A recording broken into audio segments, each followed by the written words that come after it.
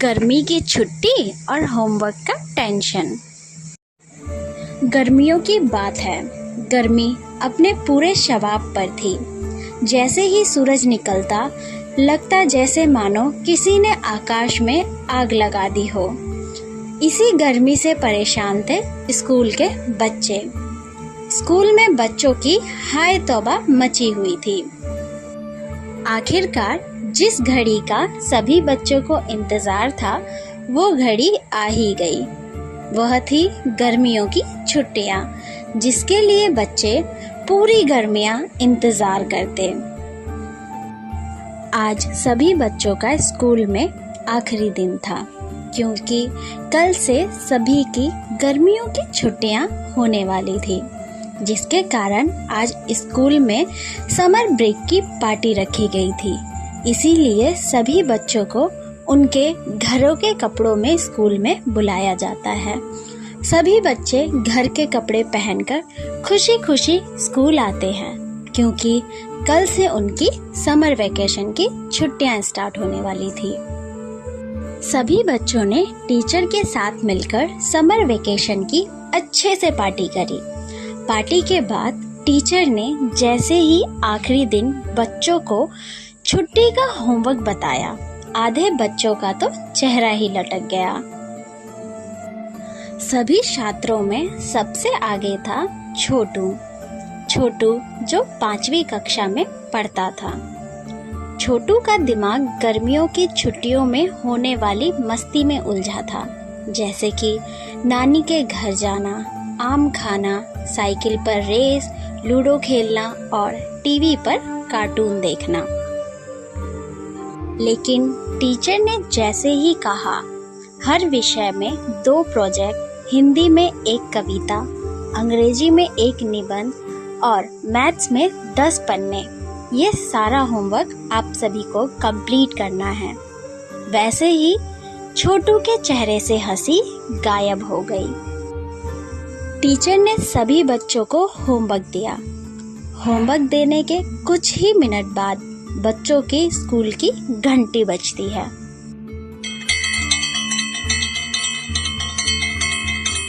बच्चे खुशी के साथ ये। जैसे ही स्कूल की घंटी बजी, सभी बच्चे बैग में किताबें ठूंसकर ऐसे भागे जैसे कोई रेस हो रही हो।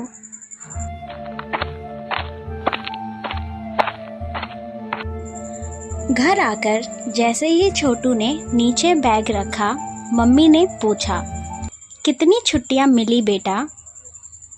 पूरे 40 दिन की। छोटू चहक उठा। वाह, और होमवर्क? बस थोड़ा सा, छोटू ने टेढ़ा मुंह बनाकर कहा। लेकिन जैसे ही मम्मी ने छोटू की डायरी चेक करी तो उनकी आंखें खुली रह गई। ये थोड़ा सा है, ये तो पूरा एक किताब का काम है। मम्मी की यह बात सुनकर छोटू फौरन बोलता है, अरे मम्मी, इतने दिन की छुट्टियां हैं, धीरे धीरे कर लेंगे। पहले प्लीज ना नानी के घर चलते हैं। मम्मी ने थोड़ा गुस्सा दिखाया और गुस्सा दिखाते हुए बोली, ठीक है, लेकिन नानी के घर भी जाकर तुम्हें पढ़ाई करनी पड़ेगी। अपना सारा होमवर्क कंप्लीट करना होगा। बोलो, मंजूर है? तभी छोटू बोलता है, ठीक है मम्मा, मैं नानी के यहाँ जाकर सारा होमवर्क कर लूँगा, लेकिन प्लीज़ पहले नानी के घर चलते हैं घूमने। अगले ही दिन छोटू अपनी मम्मी के साथ नानी के घर जाने के लिए निकल जाते हैं। कुछ ही समय बाद वह अपने नानी के घर पहुंच जाता है और छोटू अपने नानी के घर पहुंचकर अपने नानी से मिलकर बहुत ज़्यादा ही खुश होता है। जैसे ही छोटू अपने नानी के घर पहुंचा, छोटू की तो मौज ही मौज हो गई।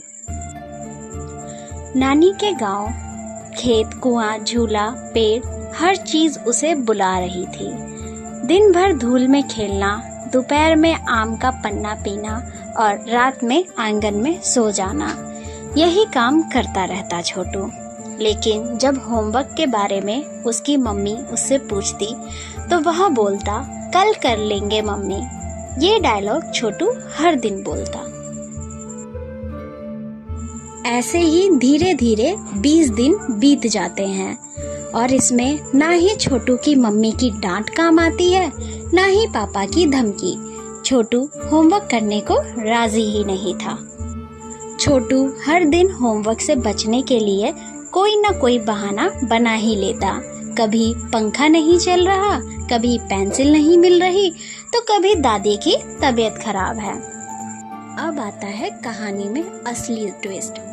स्कूल खुलने में अब सिर्फ 5 दिन बाकी रह गए थे और छोटू का होमवर्क कुछ भी नहीं हुआ था। ये देखते हुए छोटू की मम्मी ने एक सख्त फैसला लिया और छोटू से कहा, अब कोई खेल नहीं होगा। सुबह 8 बजे से दोपहर 12 बजे तक सिर्फ होमवर्क ही करना है तुम्हें। ये सुनकर छोटू सोचता है, इतनी जल्दी तो बोर्ड की पढ़ाई भी नहीं होती, लेकिन अब कुछ नहीं कर सकता। अगले ही दिन छोटू किताबें लेकर बैठ जाता है और पहला होमवर्क हिंदी कविता शुरू करता है। छोटू ने आधी कविता कहीं से कॉपी करके लिखी और बाकी खुद बना ली। गर्मी आई छुट्टी लाई, नानी के घर मस्ती छाई, खेल खेल में दिन गए, होमवर्क देख रोना आई। मम्मी जब छोटू की हिंदी कविता सुनती है तो वो सर बैठ जाती है। दूसरे दिन फिर छोटू किताबें लेकर बैठता है और दूसरे दिन वो अपना अंग्रेजी निबंध माई बेस्ट हॉलीडे लिखना शुरू करता है।